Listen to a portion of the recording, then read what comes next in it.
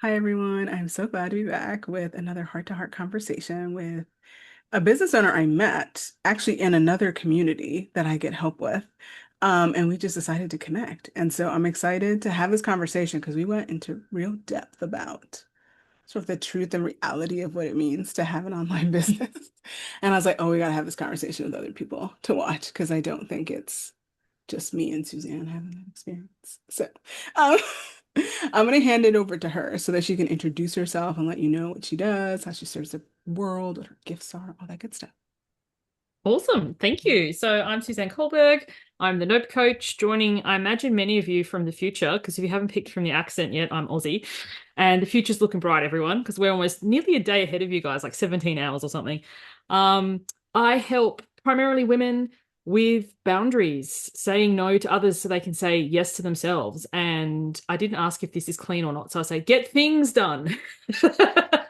Well, it's going on YouTube, so you tell me. I curse all the time, and I haven't had an issue yet on YouTube, but YouTube's fascinating. Sometimes yeah. they will pick it and sometimes they won't. But if you want it, Okay. if you're aiming for monetization, I always say to people, aim to be as clean as possible because, that when I was getting really close to the hours, a few of my videos got, they will take them off the counting because of my language. So That's a good tip from Suzanne, folks, that I did not have. So, can you tell us a little bit about um how you got into your work, what work you do, how you work with folks? Because I think we had a really long conversation about the various memberships you have and how they're different focuses. And I'm always fascinated in asking people, how did you get there? What are you doing? And how do you serve people? So currently, at the time of recording, so for now, I have three memberships. They're all hosted on the school platform, Skool. I absolutely love that platform as both a participant and as a facilitator. And I think loving your tech for someone who doesn't usually love tech is really important because if you don't want to log into it, then your people aren't going to want to either. So the thing I love about school is it reminds me a lot of old school Facebook before it got so ad hungry and everything sponsored. And school, I don't think will ever go down the ad pathway because they make their money that each person pays to have their school there. And at the beginning, I was very resistant. I was like, why would I pay for this when Facebook's free? And now I'm like, why didn't I do this sooner? So, anyway, my three memberships the first one is called The Done Era. It is about being done with doing things the way that we're told we should and doing everything for everyone else and not for ourselves and putting yourself first without feeling selfish. And it has trainings, webinars, a library of them so you can watch the replays. We have like a monthly group coaching call, uh, daily community chat. It's just brilliant. I am in there probably way too much, but it's super fun. And then, so with school, with the platform, you can have what's called tiers. So you can have this level, and then a bit more money is this level, and a bit more money is this level. So originally, I had it all in one. But what I found, which was curious, that not everybody in my audience, like my business model, doesn't lend itself to that hierarchy thing. Some people want this bit, but not that bit, or this bit, not that bit. So recently, I've split it off into the three different schools. So that one's the done era. The other one I have is called Do the Thing. And it's basically just about getting stuff done. Because how many of us we buy courses or we buy trainings or we're meant to write our newsletter or we're meant to do something and suddenly something else seems way more important, like cleaning the dust filter out on your dryer or, returning that phone call from whatever. And you just never have the time to actually do the things that move the needle forward. So we meet twice a week for 1 hour. We spend a few minutes, like no more than five, because one of my pet peeves about co-working is people spending 45 minutes of the hour talking about what they're going to do. So it's no more than 5 minutes. This is what we're going to do. And then 50 minutes of doing the thing, and then 5 minutes of checking in. And then my third group is called I Know Things. And I'm not a psychic or a medium, like I don't talk to dead people, but I'm fairly intuitive and I just tend to know things. So I do a oracle reading, like I tune into the energy of the group once a week, kind of a voice channel type thing, I suppose you call it. 20 minutes, like what's going to happen this coming week, some suggested journal prompts and some practices, maybe a meditation, sometimes a song. People are told prepare your ears accordingly because I can't carry a tune in a bucket, but doesn't stop me. And that's my third group. That's how it comes through no matter what. So, um, I'm wondering, could you give people like a sense of how you decided and in what way you traveled down this path to entrepreneurship? Because I think you have a really interesting employment history, I guess is the way people would put it. I just call it a really interesting professional journey. Professional journey. So, way back when, like originally, when I went to university, or I think you guys call it college, I went to medical school and I was going to be a doctor. And Mm, here in Australia at that time, it was a 6 year degree. It's now five. mm. But I did 5 years of that 6 year degree. So a lot of people are like, oh my God, you were nearly there. Like, all that money. And I'm like, I believe we have three currencies: time, money, and energy. The money was already spent. Why am I still going to spend time and energy in something that just doesn't light me up? So I Mm. left that. I had a brief stint, a couple of years as a personal trainer. Then I went to a much longer stint in the government, so like a corporate job. I don't know if I told you about that or not. I can't remember. No, I don't remember that And one. then I became a mum. And so I was Mm. like, I'm going to be a housewife. And I lasted 9 months. And I was like, no, no judgment to people out there. If that's your calling and it lights you up, like you do you. Anything in life, you do you. But I was like, I need to speak to adults. So I went back to my corporate job for a little bit. And then I had a second child and two kids, daycare, pickups. It was just exhausting. So that's how I started entrepreneurship. So I could basically work around my kids. And I've done that for, yeah, the last decade now. So my originally I did one-to-one. So I did one-to-one coaching for quite some time. And I And was was that fortunate just to, like, because there's just so much coaching out in the world. Was that just yeah, I like did mindset regular coaching. mindset coaching? Okay. Mindset coaching around the mindset of like overeating and that sort of thing. So Okay. I hesitate to use the term weight loss coach because I don't really subscribe to that, like body positivity and but if you're doing habits that aren't serving you and you want to change them, not for anyone else but purely for you, and that's where, like, for me, the real thing that came up for the people I worked with, it's not like they didn't know what to do, they just didn't Mm. do it, which landed it more into the boundaries because it was like it's just so easy to help everyone else all day and then binge eat all night. And then you're just trying to work out, why am I binge eating, and trying to find the right plan. And it's Yeah. like, actually, if I took some time for me, moment to moment, then I wouldn't need to overeat at night because I don't have that push down urge. That requires saying no a lot throughout the Mm. day. So Um, that's how it morphed into the um, boundaries coaching that I do. yeah. Yeah, I thought it was like really amazing that when we had this conversation, you said you did one-on-one and then you went into memberships, but it wasn't exactly like the path that the people that you hired to help you actually told you to go down. Oh Um, my and gosh. so I wonder like what is it that helped you, I guess, along the path and the journey to figure out like making those decisions? Because I think a lot of times people are like, oh yeah, I bought something, I'm gonna do it. Um, or I don't know about you, but for me, it's like, oh, I hired someone, but I don't want to take any of their advice, their Well, mentorship. I've Like got a name for I'll that. I'm get, trying to be clean, so I'll spell it out. It's ASK, ask, uh-huh. and then hole, HOLE. So Ah, it's kind of like, and I think that for anybody that you're going to work with, whatever you're doing in life, coaching, nutrition, business growth, I don't know, whatever, can they handle your pushback? Like, I did a whole podcast episode about this because mm, sometimes if people are like, my way is the highway and this is the process, you just got to trust the process and follow this. mm, And, yeah, usually, and that's what I was saying to you when we were chatting last week, they're yeah. giving advice pre-COVID, like stuff that worked back in 2017 that Yes, when you hasn't said worked this, I was for like, like, and it hasn't worked in, still continues to possibly not work as people are changing things, but not telling people that they're changing things because things aren't working anymore. yes. Right? Like the And people I also if they've trust that grown, I listen to, I'm like, they're like, it's not working. Like I have to like, and it's not working as well as it used to. Some of it works. And so then what does that mean yes, for the new people yes, that have been in, But that was like something powerful you said. I was like, oh, I hadn't considered that a lot of the strategies that like mentors and like business consultants or whatever they call themselves are using are the things that they used during a season in which like people were buying at a different kind of way online than they are 100%. right Or they now. already rely on you, already have a following. Like so Oh often when they yeah. say, if I was starting again today, and it's like, yeah, but you already have a list of how many thousand.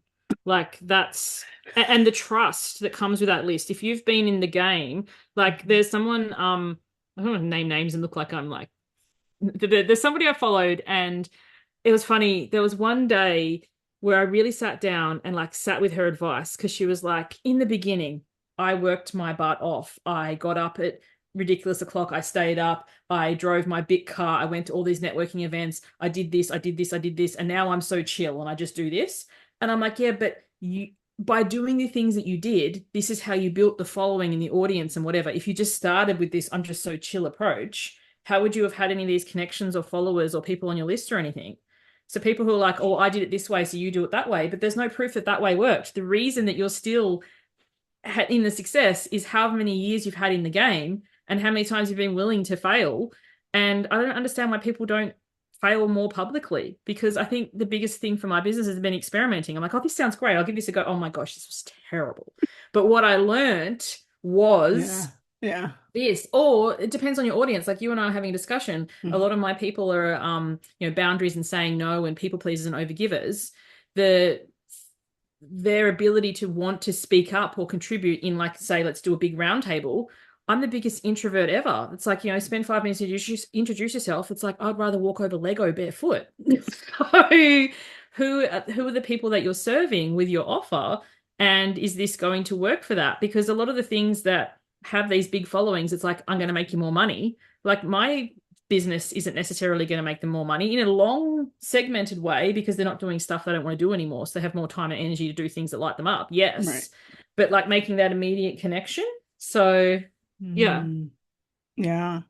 It's tricky too because it's for me it's like because I also what I hear in your story too is that the way you're coaching and the people that you coach are different now than when you started. And I think that's what they often don't share with you early on. And then there's only like one sales coach that was like just that I hired mainly because I wanted to go to events. I was like, it'll be easier. I just like find people because I can't with this figuring out stuff. And I was like, I want that option. It didn't work out because I was just unwilling to go to I don't know how many events and figure out how to sell people in that way and get on cold. Even though I met them, it felt really odd to get on a cold sales call. It just didn't work. And now that I know my human design, I know why it doesn't work. Um, but there is something really interesting about what you said that only she told me. She said, just go coach people because some of you like to go down this lane of like, I'm going to be a divorce coach. And then you're over there in misery and you're wanting to change who you want to work with, and what you want to do with them, you know? Um, and so I think that that's really interesting because my own journey, I wonder what your journey's been, especially because you have one of these memberships where it's like not coaching at all. It's just your intuitive energy, right? That you're sharing and you're supporting them every week. It's like, how did you come in your journey to being open to the different ways that you can serve people with your gifts? Because that's what I love about hearing your communities. It's like, oh, those are like totally freaking different parts of Suzanne that are like showing up that certain people need for a certain reason for a certain amount of time, right? Because the business, online business field and their mentors, they don't teach you that. They don't teach you to Yes. look at your gifts and consider that in some offers, this will shine and in others it won't. And I've gone through like the membership and the one-on-one, and then sometimes I'll have one, but not the other. And I'm like, this isn't deep enough for me. And I'm like, well, it's not deep enough because I don't have any one-on-one, but I have group. And so it's like, oh, so like each offer could touch a different part of me, um, in a way, but they don't teach you that shit. So No. yeah, so So you that's got why a couple I'm of wondering how excellent you points went in your there. journey. Yeah. First thing I want to say is, one business coach I hired, like, okay, when I originally started my business, it was just I was posting on Facebook about my own health and life journey. All right. And someone's like, "Oh, well, can I work with you?" And I was like, oh, okay. Like I didn't start off with the plan of having a business. Mm. And when I hired my first business coach, I remember going to one of their trainings and they're like, "Oh, people don't just say like, can I give you money?" And I was like, that's my entire business model. Like I'm not saying it's sustainable or I could live off it, but my first year of business was actually the most fun because I didn't Mm. have an offer and an A to B and a client journey and all this stuff that just does your head in. I was like, people were like, can I give you some money and we can spend an hour together? And I was like, cool. So, and then I went on this like business coach journey. And there was one in particular, and the more you like, when you don't know, you don't know. Like my first website, oh my goodness, that's a whole story. I remember hiring this person and they're like, they could do it for this amount of price. And I was like, okay, cool. And I knew nothing. Like I knew nothing. So then they're asking me for my colors and my photos and my copy. And I'm like, yeah, what? Like, don't you do, isn't this just what I paid you for? So as I said, I was so green, knew nothing. Anyway, where's it going? This other particular business coach, I remember hiring her and I had a bit of savvy, I thought at the time. And I asked her, like, how much money have you made and all this sort of stuff because people are coaching on stuff they've had no experience with, and they're like, there's a difference between a coach and a mentor. Anyway, long story short, I thought I'd asked all these questions and I was pretty secure. We did like a 6 month package. At like month 5.5 is where I put together that yes, she'd made all that money and stuff in her business, but not in her coaching business. She had a waste management business, like where you pick up, you could, you guys call it, and then you put a lot of garbage in there and they come and so she had like a bin go business. And I was like, so you're giving me all this thing on coaching and mindset and a service when you have a product business? Like this is, imagine if I've got an apple orchard and you're like, yes, Suzanne, I can help you. Yeah, I sell pomegranates. Like, yeah, they're both, so you've really Yeah. got to look at who are the people you're getting advice from. And I haven't actually personally found anyone who does the spiritual stuff that I kind of have fallen into and now love, in a way, because everybody's gifts and the way they deliver them is different. And every time I worked with someone and tried to bring in that I know things, intuitive stuff, they were like, but who's your target audience? What's your ideal client? What do they get from having the reading each week? And I was just like, I don't know, I just feel like my soul being sucked out just even thinking about that. So I'm just like, well, I know things and they kind of know things too.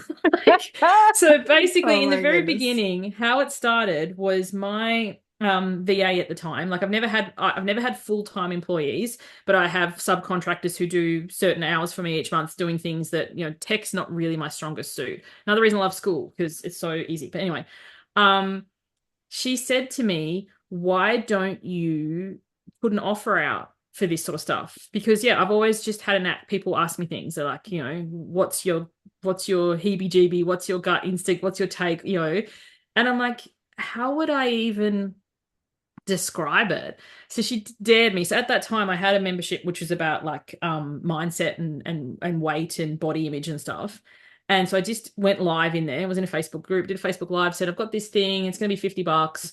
I'm gonna send you an audio. Not really much, and I have 3 spaces. And I was like, okay, dare done. Who's gonna want to buy this? And like within 5 minutes, all those 3 spaces have been taken from the people who are already in my membership. So that's another thing too for everyone listening. They're warm. They already know me. We already have a level of trust. So you're doing something new, it's $50. All right, let's see what that is. Mm, And for a number of weeks I did that and 3 people would buy. I only did 3 spots because energy and tuning in and stuff for me is quite tiring. yeah. Um, anyway, long story short, then I went from my group to my mailing list, and then I went from my mailing list to my public Facebook page. And I was only doing them one-on-one, as in someone would pay me $50, I'd do a Mm, audio just for them. And then there was just too many. I couldn't do them all and it was tiring. So I was like, yeah. I'll try doing a group audio. Like for everybody who's paid, I'll tune in. And I made it cheaper because it was group, not individual. Right. Um, and then, yeah, I did that. And I think the first week I had 29 people. I made it like $10. So I had like $290 as opposed to just the 50. So I was like, this is going to be more economical, Yeah.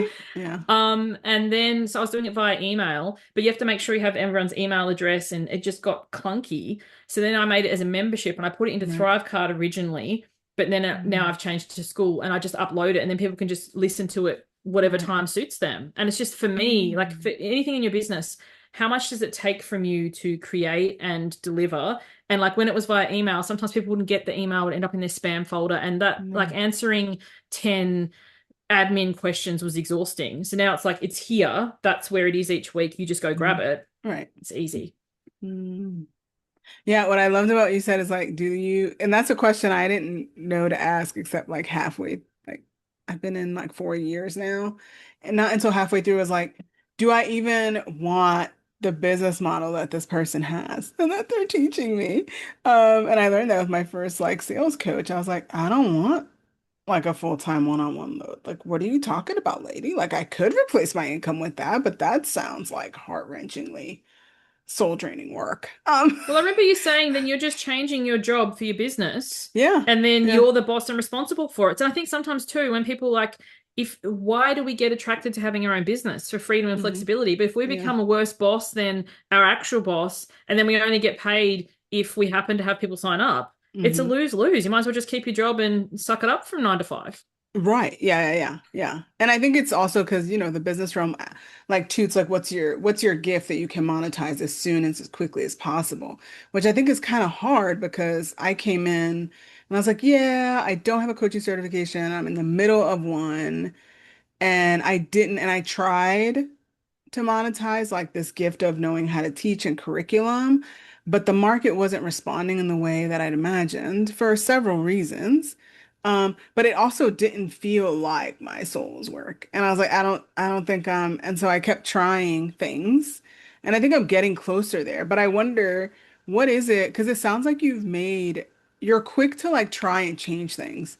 And I'm like, I Always. wonder what your human design is. Because me as a generator, Manifesting generator 6-2. that's why. Okay, you're manifesting. Okay, because I'm a generator and it takes a great deal of energy to like move me. Um, and so sometimes when I'm committed to something, like it's impossible to change. Or I have to like go through the process. Like I remember I had a writing membership and I just closed it in January, but it was a process. Like I knew I was going to close it 3 months before, but I had to like move through this emotional process, through like I'm just so different. And so I wonder, and I know they always say in business, the faster you move, the more you test, the quicker you know, right? Rather than spending time on all this like you said, ICA and all this stuff, right? Like the warmest people are the people who are closest to you. What is it that you think helps you be able to move um, as quickly as you do sometimes between your offers and not? Because even now you speak so detached from it, not that it was good or bad, but just like I had it, I closed it, no longer there, I'm here. And I'm like, wow, that feels like so clean energetically. Well, I think it's kind of like sometimes people get, and I've been there, too Mhm. invested in the business. Like the business is their baby and it's like a personal reflection Ah, from you and all this sort of stuff. And it's like there's Suzanne the person and there's ah, Suzanne the business, and yeah. they are not, they're two separately different entities. And Mhm. sometimes there's things in my business that I love, like aspects of it that light me up and bring me joy. But if they don't bring the money in, I don't have a business, I have an expensive hobby. So it's kind of like, and then sometimes too, especially if you have a membership and you have a couple of people and they're your regulars and you love them and they love you, not in a weird way, but business way. And then you're like, well, I don't want to let them down, or if I change the offer and all this sort of stuff. But there will be people who come with you. There'll be people who are just like your raving fans and buy whatever. And there's people I'm like that of. Like, they have a book coming out, I'm buying it. I don't even look what it's about. It's just like Right, whatever right. they have, I'm there. Yeah. And there are people who are like with you for a season. They're like, I like this particular aspect because it's very interesting. When I had my membership where it was like all together and you could choose the tiers, Mhm. some people wanted the I know things, which I put at the top, but they didn't want the done era. They didn't want the community. They just wanted to listen to their reading each week and be on their merry way. And I was like, so why am I forcing them into this thing that they don't actually want? So I've kind of split it out into separate offerings. Some people just want the co-working. They literally turn up, they don't talk at all, they don't even talk at the beginning, and there's no worries.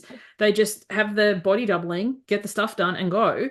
And who am I to decide who gets what from what? And if it Mhm. doesn't light me up, and I think this is the thing, like in a 9 to 5 where someone else is paying me and this is what you do for these hours, it's kind of like I don't get to be the decision maker, but I Mhm. just pump this out, like whereas in Mhm. my business, even if like there's things that I love that I've let go of or closed down because as much as I loved them, if they weren't making bank, there wasn't point continuing to do them. And sometimes you just don't know. Like YouTube's obviously your strategy currently. I said to you I did YouTube for a Mhm. while. You can have a video. It was funny. I was just looking at my stats for my podcast before you and I came on, Mhm. because I still have an audio podcast. I just don't really do YouTube anymore. And I had like 560 downloads yesterday, like one day. It's like, what on earth? Like, was it one episode that went crazy? I was just getting Yeah. in the weeds and I'll look at it again later. Yeah. But like, it was an episode from 2024. We're recording this in 2026. So somehow somebody, I'm guessing, listened Mm. to it, shared it, maybe they shared it to their list, and then a bunch of people. Mm. So you don't know, like when you're in business, you don't know when it's going to reach that tipping point. So sometimes I think the hopefulness of us is like, keep going, keep going. I'm 3 feet from gold. And then we just keep going when really it might, but it might not. Mm. And other times we feel like we're letting people down or whatever. But are you letting yourself down by continuing to do something that doesn't feel aligned for you anymore? And even if it did, like just imagine you're doing something because you don't want to let these people down, and say suddenly it goes really well, but you inside doesn't light you up. Like if I look at my calendar and I don't go, oh my gosh, I get to talk to Raquel today, let's go, Yeah.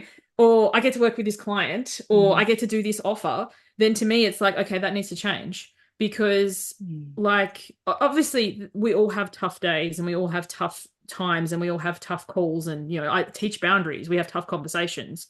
But I'm saying in general, if it's just like, ugh, then something's got to change. So that helps me let Mm. go of things. And, knowing when is the season that you just got to work your way through and when it's like this is no longer aligned, I think that's the magic. Mm.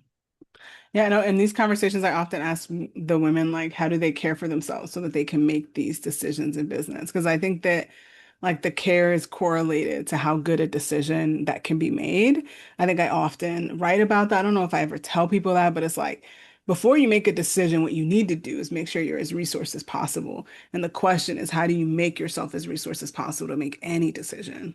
Right? Because if you make the First thing, decision from that place of, desperation or exhaustion or the place where you're just like not even fully yourself, it's not going to be in alignment, right? So I wonder for you, like, what are like the practices that help you make sure you're as resourced as possible to make these decisions in your business? I never make a decision when I'm sick because, when we're sick or tired or exhausted or depleted, everything's just like burn it all down. Hmm. I never make it in the moment. I'll give it like at least a couple of days. So about once a month or so, I have what I call my business period. Turns up once a month. It's like where I want to burn everything down and quit and go back to a job and hate everyone and everything. And I'm like, oh, hello, it's business period. So it's just kind of like, is this really like, does it keep coming back up? So that's something Mm. to be mindful of. And the biggest thing that I do to keep myself well resourced is I always plan my rest first. So when I look at my calendar for the week, first thing I schedule before client meetings, before creating content, before whatever, before even my kids, like, wow, it's like, self first really isn't selfish, but it's like, where do I get downtime? And it's literally in my calendar as rest. And it's not rest where I sneakily catch up on something I've forgotten. It's rest. Do I want to read a book? Do I want to go for a walk? Do I want to have a bath? Do I want to have a nap? And I keep that above everything else because if I'm not well resourced, then I can't be there for anyone else. Yeah. Whoa. And like the amount of time and you block it, like, I need an hour a day, at least. In the uh, beginning, I'd start with like 10 minutes because I felt so guilty and so selfish. mm, But now at least an hour a day. Now, anyone listening, if there's an emergency, so like if my kids are needing to go to the hospital or medical right, attention, of course. I mean, sorry, right. mummy's having her bath. Come back. No, like, but there's so many things that aren't a true emergency. Like my Mm, kid not having their diorama prepared for school, that's not an emergency. That's a failure to prepare on their part. Like, so if there's blood or bone or something, it's like, yes. yeah. But, it's so funny how many things that are urgent for other people that it's like, this is not an emergency. Mm. And I feel like I imagine that just listening to you makes me like intuitively go into the place of like having boundaries in the business with clients is also like a very different journey than having boundaries like at my full-time job that I've been at for a really long time that I took a really long time to cultivate. Like it took me years to be like, no, I'm not accepting late work. No, I'm not doing this. This is the option. But it's hard because I consider myself like a people pleaser always in recovery because I want to make sure, and I'm like a someone who's very perfectionistic. And so I want to always make sure that I'm delivering whatever because I don't ever want to be found in a space where like I didn't do what I was supposed to do, right? And so I wonder how would you like recommend people navigate like boundaries in the context of their business, either with clients or with the amount of stuff they put on their calendar and all that goody stuff. In business, it's people are often really afraid to set boundaries. So they will really overgive and overdeliver in the onboarding. And then they'll complain that they have this business full of people who take advantage of them or whatever. So it's like when you have Sounds like you're a pro, boundaries Suzanne. from the get-go, I'm available at this time. This is how I want to be contacted. Like, so for in my business, I do not in any way respond to DMs. I think they're the friggin' dick pics of the social media world, unsolicited, and I'm not interested. You're And hilarious. on my website, it's literally one of the first things. Can I DM you? Nope. But letting people know how they can contact you, and boundaries make both yourself and the client feel safe. Like if you say, like for me, I tend to work Tuesday to Friday, business hours, like Australian Eastern Standard Time. You can email me, Voxer me. They're the two ways my clients can contact me at any time. Like me having my phone turned off at 2 a.m. because a lot of my clients are in the US, that's on me, like me managing my phone. You can send it anytime. These are the times that I'll respond. And also, I don't do WhatsApp. I don't do DMs. I don't do, because in the beginning, like you could message me anywhere. So I'd be like, and then I'd be like, oh my gosh, did they message me through LinkedIn or Instagram? And I'm trying to look at all, and I'm trying to work it out. And then Or I'd like let if you're in things a fall through the membership with someone, cracks. I've had somebody else who's a mentor have to tell people, and I've also had to like figure out how to navigate. Oh, I have you in the membership community, but you just send me a message on Instagram. And so, yeah. And also, too, in a membership is not, and this is the biggest lesson I learned. So when I launched my first membership, I nearly broke my business, and I've shared this publicly. And I'll be honest, I'm married, and my husband's income is what the family survives off of, and mine is, it's not as required. And thankfully, because we would have gone hungry, because basically I was full on one to one, so I launched a membership. Most of my people who were one to one changed the membership, because why would you pay this much a month when you can pay this much? But then I still delivered to them in the same way. So I still answered their 5 million messages and whatever. And it wasn't Yes. until like I had to say, actually, you're paying for a membership. So if you've got any questions, you need to ask them in the membership. You can't go emailing me or DMing or whatever, because that, A, that's a one-to-one service, not a membership one. B, not everybody gets the advantage of hearing the answer. And if it's something, because I still offer one-to-one coaching now, so somebody feels uncomfortable, and I get that. It might be too vulnerable or it's unrelated to the thing that we're discussing, book a one-to-one Okay. session. Also, So, like being intentional about in your membership, because for me, it was like, what if I just set a Q&A day? Because I don't want to spend my whole time on this thing answering a million yes, questions. So I'm like, no, we're going to set it to this day. And then at some point, I was like, I want live because I don't want to sit here and collect these and then record it. You know, like it just depends on your style. And when I went live, I was like, oh, I need to increase the cost of the membership if it's going to include this, right? Because I've had to do a lot of thinking about like, um, and mainly that has nothing to do with how I, not necessarily how I want to serve, but it's just I had such a small number of people.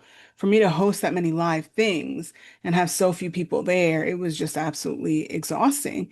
And it made me really think yes. about like what are the boundaries that I have? You know, I as I was over giving to the 10th level, this membership probably should have been like $150 a month, the amount of things that I 100%. was These are things providing to people, you know? consider. But Yeah. and that's why like I go back, I'm like, am I ready for the membership model again? And under what terms and what do they receive and who is it for? Because it was, you know, I only did it once and I loved it. And I loved the women in there. And I told them when I closed, I was like, I don't know if I won't ever open this again. But it just, you know, it was mainly I closed it because it didn't feel in alignment with like my soul's purpose. Like it was about writing. And I was like, writing is only like a fraction of what I use to help people. Like to me, it's about the soul. And that's not what the membership was created under. And so I was like, I gotta close this and get ready for whatever I'm supposed to build. But I learned a lot of Yes. lessons about what is a membership, what support do people get in there, and how special are the founding people because they get so much love and they really help you shape it and they give you amazing information. And then what do you do after that? Like how do you let go of what you were giving them in order to make space to market and bring in more new people? And I won't lie, it's hard in my heart because I think I love intimate connections with people. They like really light me up. So I think that's still one question I have in my mind is like, if I try the membership, will it still feel fulfilling when it's got so many, when I'm not a person, like I'm a person of depth. I'm not a person of like do do Yes. do do do, you know. I don't sit on the like sort of light level of stuff. And so I'm like, if that isn't, so I feel like I'm saying to you, I still have all these questions about like what Yeah. is the way that really lights me up in serving people? What I also don't know if this is the case for you, but like this big question of like what sometimes feels the most easeful to me. I like am actually most fearful of, right? Because the work I do in 9 to 5 is like I was gonna say brutal, but it's tough and I've been doing it for so long, it's actually a lot easier than it's ever been, but it's still very heavy in comparison to anything I do in the business. Except maybe marketing feels equivalent to that sometimes because you just get so tired Mm. of it. But other than that, like nothing has felt equivalent to that. And I wonder if you've ever had that kind of experience either, thinking about what feels most useful for you to serve at what level. Um, It the yeah. pricing decision and like so when you as you said you have these founding members, they've supported you from the beginning, it's amazing, and you want to support them and you do have this special connection with them, but then if your membership doesn't grow, it's not financially sustainable for you. So sometimes as your membership grows and new people can come in, Mhm. sometimes the founding people can feel a little bit, I can't Mm, think of the word, hard done by, or you used to care mm, about me and you don't care now. And it can get really challenging to navigate that because yes, they've supported you from the beginning and you have that special connection with them. But also if the business doesn't grow, and like for me, I moved platforms a lot. I've been with school for nearly a year now, but before that, I did Patreon, I did Thrivecart, trying to find what platform served me best, served them best, because it was interesting. As much as people poo-poo Facebook, mhm. almost everyone has an account. They know how to use it. They remember their Yep. login. I also tried Heartbeat for a while, which is another I one of these liked it. platforms. Yeah. But then people need to know how to navigate it. They need to know how to log in. They have to remember another password. There's another app. So, as you're moving the audience around, what I've really found is there's some people who will be just like, I'll follow you anywhere. Whatever you do, like, let's go. And there'll be some people who'll be like, I'm never leaving this platform. So being able to be okay with leaving Fascinating. people behind is challenging, but for Mm, you to be able to grow, because if you're really stemming yourself by only being in this place, like mm, Patreon, a lot of people didn't like it. They had problems navigating it. And they take a huge percentage as a creator of your thing. Oh, I also did Substack. I did a paid Substack for a while. So I've oh yeah. I've played with lots of things. Mm, But usually with my audience, I'm really upfront. I'm like, I'm trialing this, I'm testing this. And if you come in now, here's the price is going to be. And I tend to grandfather it.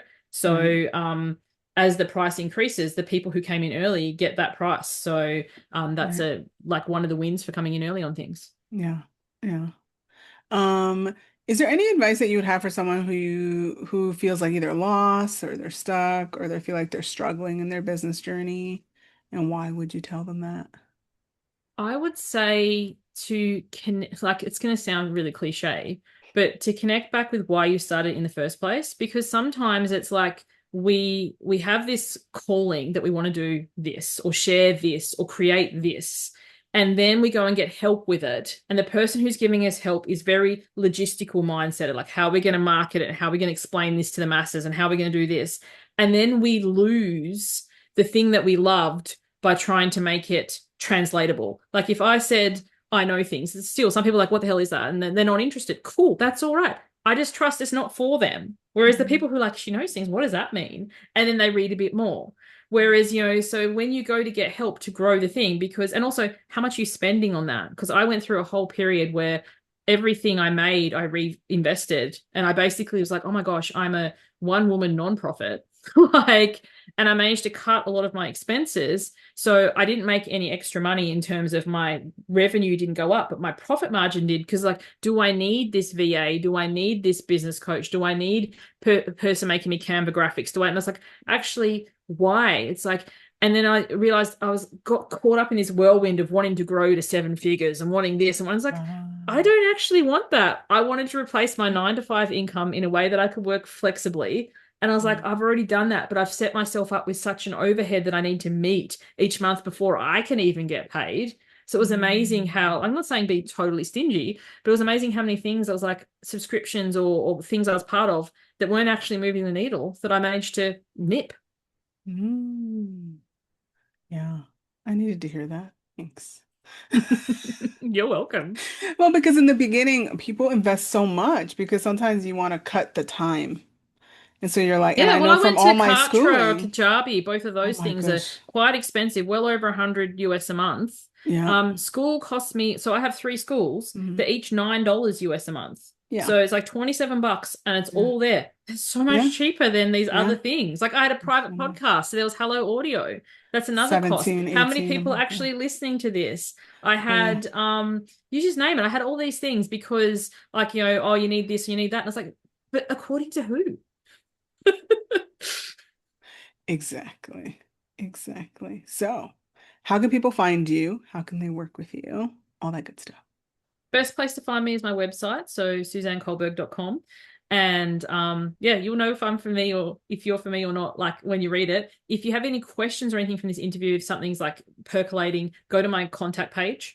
And anyway, even if you don't want to send me a question, I honestly think my contact page is one of the best ones on the internet because I always find them so boring, like name, email, what's your message. Have you checked it out yet, Raquel? My No, contact I was page? gonna say I have not checked out the contact page, but I did research Suzanne's website before I met with her on our connection call because we were in a mastermind together. And I was like, oh my gosh. Like my inner New Yorker who's like, can I just be that sassy all the time via writing was like, darn this but I think I told you the first time I was like, your copy is like oof, it just like cuts through the noise, gets to it, and it's like, yeah, if you're there, you're not. And I'm like, oh, I was like, that's a really nice example of how I just need to, And if anyone's watching yeah, this and is savvy, if you want to go to Wayback Machine or whatever it's called and look mm, at previous iterations of my website, I can tell you I invested thousands on official copywriters and official this and official that. And about 6 months ago, maybe eight, I rewrote it all myself on one afternoon and just did it because I was like, I'm so tired of ticking all these boxes that don't connect. But yeah, my contact page, I'll give you a sneak peek. It's like got drop down boxes and it's like I'm contacting you because I want to learn to swear like an Aussie. I've got a body and I hear you've got a shovel. Like all my these sort of gosh, reasons. that's so And fun. 90% of people choose the shovel option. And as soon as I'm like, yeah, okay, we're going to get on well together. And some people have said, oh, this is really offensive. I'm like, cool, you've already self-selected yourself out. Oh my Thanks. gosh. I think that's why I wanted to interview you because you're just like so comfortable in like who you are in the sense of like it does not matter to you whether or not people say yes or no. And it really doesn't bother you at all when people opt out. And I'm like, oh, I need to work on that. I've gotten I better think the at that same with with the email. membership too. Oh, Think yeah. about this with your membership.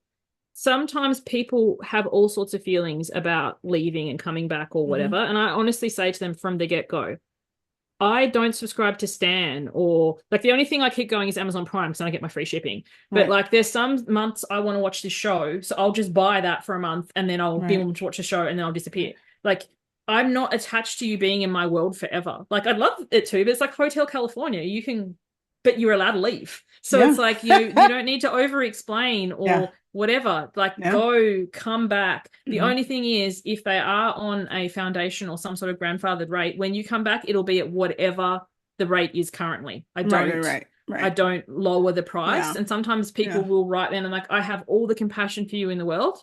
And but this is what the price is now. Yeah. Yeah. Mm. If you didn't check that out, Suzanne clearly has a good set of boundaries. If you need to learn how to say no, she gave you quite a few different ways on this interview to figure out how to do it. So we're going to move into one of my favorite parts, which is what I call like the spiritual play, where we each support the other with like a question that we have.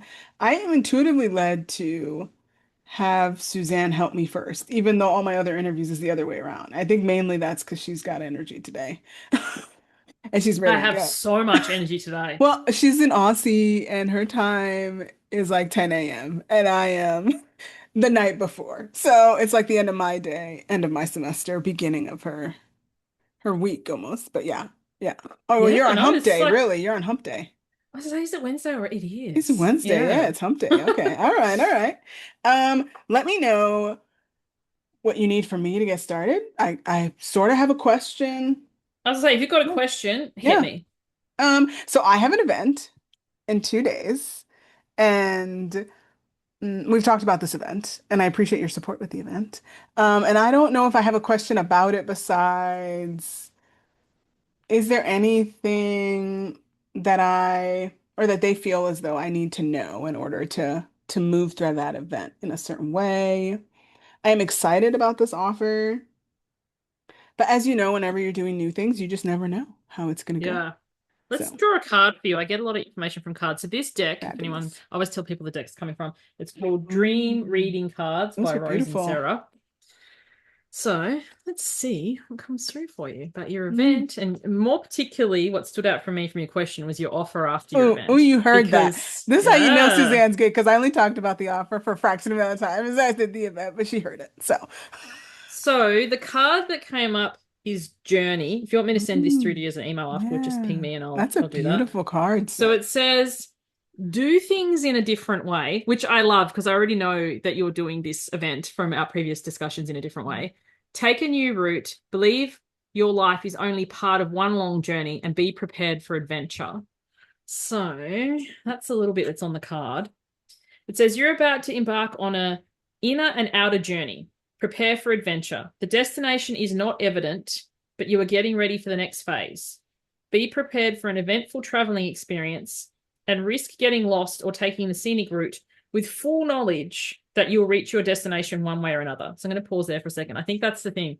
Sometimes, especially in business, we're like, okay, if I run this webinar, if I do this challenge, I need this many signups, then this many people come live, and I have this many conversions. And we get so stuck in this, am I reaching basically a standard that who sets anyway? So, like, if you Mm, run this event, Raquel, and three people turn up, in the back of your mind, you're like, oh, of course, it's even worth doing for three people. Blah, blah, blah. What if all three people of them become clients or buy the thing or whatever? I think sometimes mm, we get lost in numbers and meeting an arbitrary standard, yeah, when often more heart-centered or people who are really connecting to the people they're with can have much higher conversion rates because it's like, oh my gosh, like imagine if you go to a room and there's just the three yeah, of you there yeah. and you feel that personalized connection as opposed to you going to a hall where there's 1,000 people and does the person on the stage even know you exist?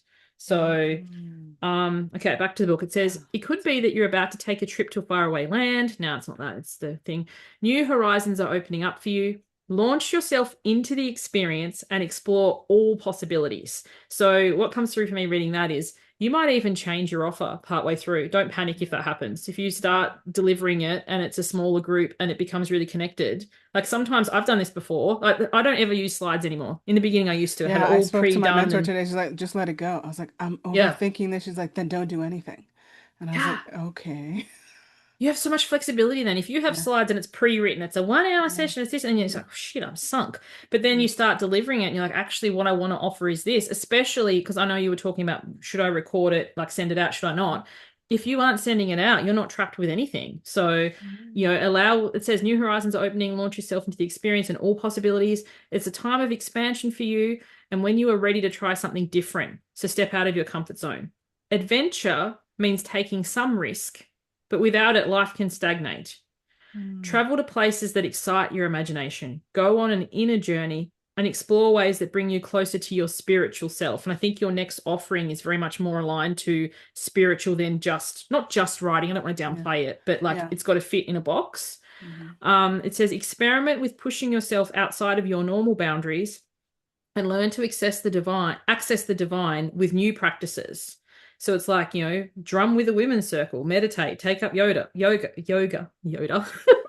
I got Mandalorian on the brain. Attend a healing class, chant, smudge, sage sticks, build a garden, make mud bricks, build your own retreat, listen to music for the soul. That last one, listening to music or something, especially before your class, like something that really feels connecting for you, can be really, really powerful.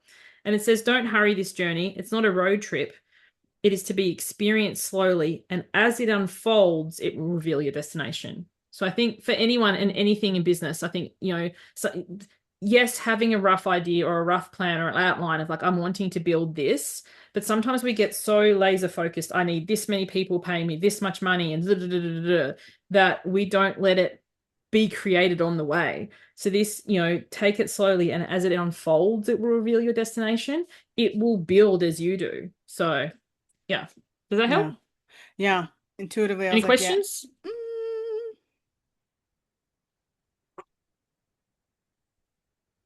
no, I don't think so. I had a sense that I felt like I shouldn't pitch at all. That for some reason there's like a That's sense of like I have to interesting. listen. and allow them to Interesting. guide me. Yeah. Um, but What that's if you did, so what if you had an anti-me. idea? What if you had an idea of a pitch, but then Uh-huh. on the day, you see what questions they ask, you see what comes to be, because maybe your pitch, and you don't know until you're there, is like, let's have a Zoom catch up or like, and then when you're chatting to them, because then you could do something bespoke, because then you can test it. Because I think it's funny, I've got this client and she's building this thing, she's been building it for quite some time. Mhm. And I liken it to imagine you're writing a book, because I know you do writing stuff Yeah. and you spend years. This is your masterpiece. This is your magnum opus. This is, and you go out and you're like, here it is. It's printed, it's bound, it's got the sprayed edges, it's whatever. But nobody knows who you are. Like nobody knows your name and nobody's got a duquesne. Who are you going to sell it to? You probably sell one to maybe your mum or your next door neighbor or your bestie. So you sell three books that you've spent your lifetime creating. Whereas when you Mm. create as you go, I'm running this training, I'm running this event, I'm seeing what happens, I'm seeing who turns up, I'm seeing what their energy is and what they're interested in. We can co-create this. It's so much better than spending all this time making something that nobody's interested in, potentially. Yeah, I think that's my concern because I can't read the pulse of the room. Yeah, I mean, I guess I Mm. could if I went intuitively into it, but I think there's nothing like being there with people because their energy is going to tell you. Oh, it's just going to tell you. So You yeah, already know. yeah, yeah, yeah, yeah. I feel like I'm What just holds being you told. back from that, like from trusting that? Because part of you seems really aligned with it, but then part of you, I don't know if it's the teacher part or the school part or the this is how it's done part, but who benefits from you holding that framework? It has to be done like this. I mean, the part of me that enjoys being in control of all things and being like, this equals this, and I'm finally going to make money to cover all my expenses. So there's that part of me. And there's also the part of me, the other part that speaks just as equally is really the part of me that's like, um, still learning Mm. to be compensated adequately for my labor and my energy because I'm an educator Yes. by trade and I have just recently reached a mile marker. And it's like, that shit took 20 years, yo, and hard labor and a lot of degrees and debt that isn't paid off. And so when I look at the business, I've given a lot to many clients for very little that I have received financially. And so there are moments where I'm like, well, when am I, because you're in these spaces with other people, they're like, are you going to ask for more eventually? Like, and that's the big question I have for my, like, when am I finally going to ask for more? And not allow myself to sort of be taken by sort of like the lowest, like, common denominator. This is a weird analogy, but what just came through Mhm. is if you imagined, I've got lots of vegetables and fruit on the mind today. But if you're an orange tree and Mhm. you've given away all your oranges, Mhm. sometimes it can be like how am I going to get back? Or I've got this debt and how am I going to compensate for this? More oranges are going to go in the next season. So instead of giving them away, this next lot of oranges is like, okay, I'm going to charge this much. And the next lot of oranges, I'm going to charge this much. Like you're always producing. It's not like anything's been taken away from you because more is going to come. Yeah, especially when I give in this way, which is Mm, not the way that I've been giving through like my full-time job. This way is so much easier. Um, yeah, in 100%. ways that is just so different from the other the other way. Yeah. Mm, that was helpful. Thank you. Thank you. Yeah. All right. So I'm intuitively led to just do a reading for you. I don't, Please. they're saying I'm in the field, but they don't want me to open your records. I don't know why. Interesting. I love it. I don't know why. But intuitively, I'm also led to tell you I could do a small reading for you offline. Sometimes, because I remember from one session I had with someone, and they're saying it might have been from that session, it's like they'll only give me so much information because it's live and they want to protect the Ah, yeah, person. that's fair. And so they're like, no, just take the cards. Um, and see what comes and we'll give you stuff. Um, because I felt that in the last interview I had where it was like they're like, we're not giving you more. And I was like, darn. And it was mainly just because it was live and it was going to be shared and they wanted to be respectful of that person. Um, 100%. yeah. So I was led to two Oracle card decks even before you even asked me a question, although I read the question you might have submitted to me, but Alana Fairchild, of course. Yes, I say Yeah. I've got that deck. It's beautiful. Oh, it's so pretty. I was called to, I saw, I was like, I didn't even know. You know, when you go to your your table and you're like, I forgot about you. Yes, I And then saw it was that like, as you were shuffling. I was like, I've got that deck. I haven't used it in so yeah. long. I was called to that one and this one, so we'll see which one I'm actually called to. Oh, I don't know that McCleb one. Baron Reed, Guides. Guides Hmm. of the Hidden Realms. It has like really, the artwork reminded me of you. I don't know Ah, why, yes. but it's like, this is like the back of the card. But the front is Oh, like, that's yeah, gorgeous. yeah. So, could you tell me a little bit about what you might want to ask about? I don't remember what question I submitted. I think it was one Is about trusting yourself more in business and making yeah, decisions. Does that sound about right? Something like sounds that. about right. It's Yeah. funny. It's kind of like I suppose it comes down to you teach what you most need to know. Like, you see someone, you're like, oh Mm, my gosh, they're so trusting and stuff. And this conversation with you has reminded me, oh my God, yeah, yeah, I do trust. But then there's also times where you're just like, eh. So yeah, mm, leaning into that even more so. mm. So you want to know more about like what would help you lean into it more Yes. Like in the not second business guessed or in your or whole life? probably my whole life actually. Mm, mm.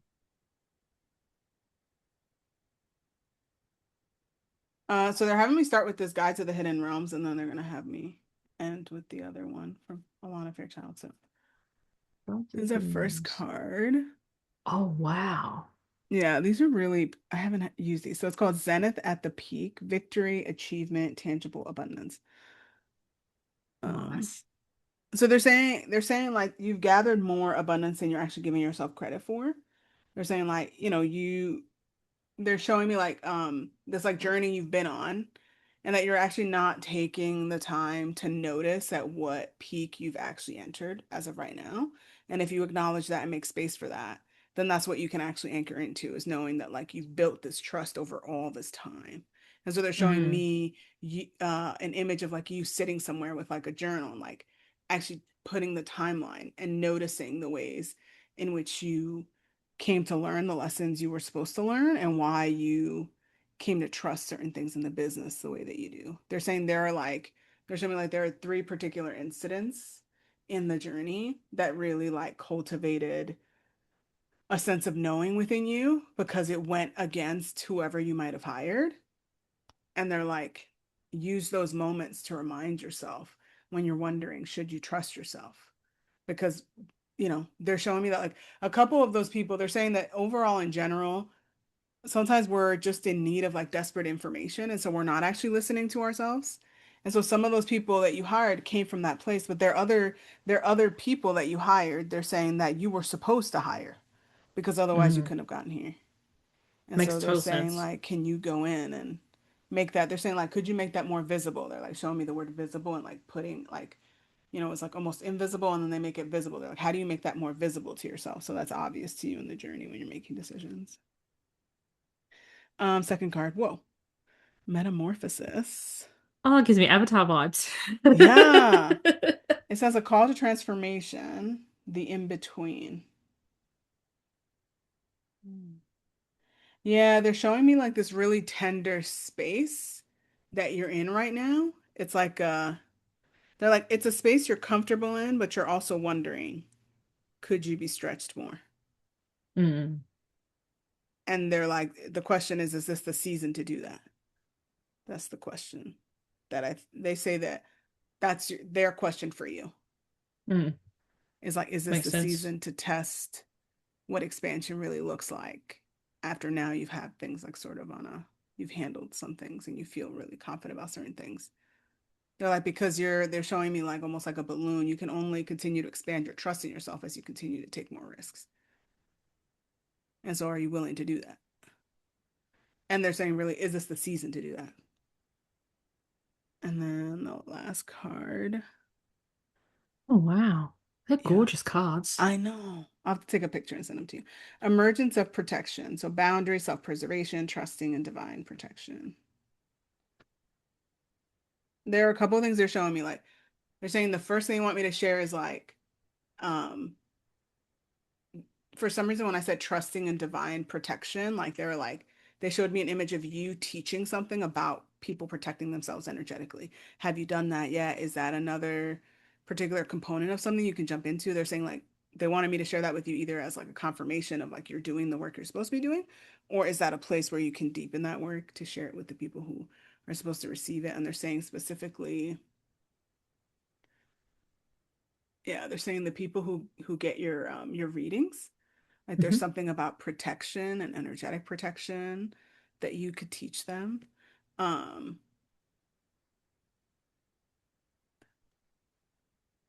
yeah, and then they're saying like you're protect have you protected yourself? Like how are you protecting yourself? They're asking. Interesting. Um, because they're showing me there are moments in which you feel really tired. And so they're wondering like, are you taking the right protocols to care for yourself, to protect yourself, as you engage? Because they're showing me like you're engaging with a lot of different people. And like digitally, they're saying also in person. And that Hmm. maybe this is like the next chapter of they're saying like protecting your energy as you continue to emerge and sort of like test where else you could go. It's like you're going to have to protect the energy. And they're saying you know how to protect your time, but that doesn't mean you protect your energy. Yep. So then the No. question is like, what are the things that might help you with that? Awesome. Mm. They're saying one card from this one, from the Alana Fairchild. It Oh, soul says child. Soul Child. It's beautiful. Mm.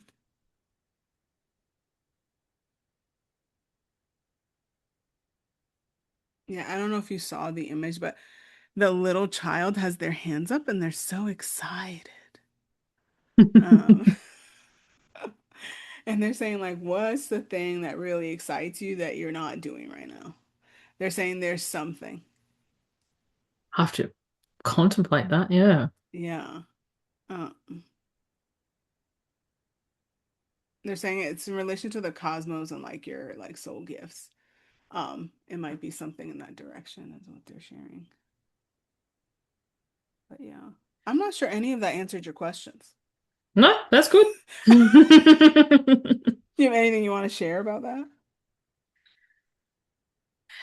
it's it feels like confirmation to, Mm, the biggest thing that stood out was the very first thing you said about taking the time to sit down with a journal and timeline and look at how far you've already come or how much you already have in place, because I think sometimes we can be looking at the next thing we want to create, or the next goal, and it's like, yeah, but how many things have you already put into motion, or how much do you already have like that's there foundationally that you maybe are overlooking? yeah, and they're saying as you shared that, they're saying like that's why they gave you the soul child card, was because as you keep going, like continue to anchor back to the soul. But there's Mm, like they're saying they keep showing me like this really beautiful picture of an offer that is not yet created that deepens like soul connection. Um, and there's something in there if you allow yourself to go there. sounds cool. Love it. Yeah. Thank you. Yeah. Thanks for playing with me today. Thanks for allowing me to interview you and ask you all the questions. Is there anything else you want to share with folks before we close out? I just how to articulate it, but like, don't lose yourself in, like, we can lose contact so easily with what we were trying to do in the first place. And obviously, there are times where we need to translate our vision or our ideas into something practical, because if it's too ethereal, or people don't actually understand, a confused mind's always going to say no. But don't make it so regimented or so step by step or so fitting it into a formula, because how many people, like, I don't know about you, but I don't want to be put in a formula. I don't want to be like, oh, Suzanne, you're step 2 of this 7-step framework. I'm like, no, thanks. So, keep in touch with what got you into it in the first place. And sometimes it can feel murky. And it's like, am I trying to translate something that's just not translatable? But, you've totally got this. Yeah, yeah. And what I love about you said too is it takes time. I think a lot of people think like, oh, you figure out your framework or you figure out how you work with people or you figure out all these things like the moment you decide to do it. And so, but that's not how it works. Like you have to like go meet the people, you have to like struggle, figure out what it is you think and believe. Um, Yeah. and And be it can willing to go change on the as you do. journey. Right? Exactly. Yeah, yeah, yeah. And that's the big thing. So. Thank you so much, Suzanne, and thank you all for Thank checking you. out. Yeah, it was a good time. And in the description, I will place Suzanne's like link to her website and other things you can check out about her so you can get to know her more. And I'll see you next time.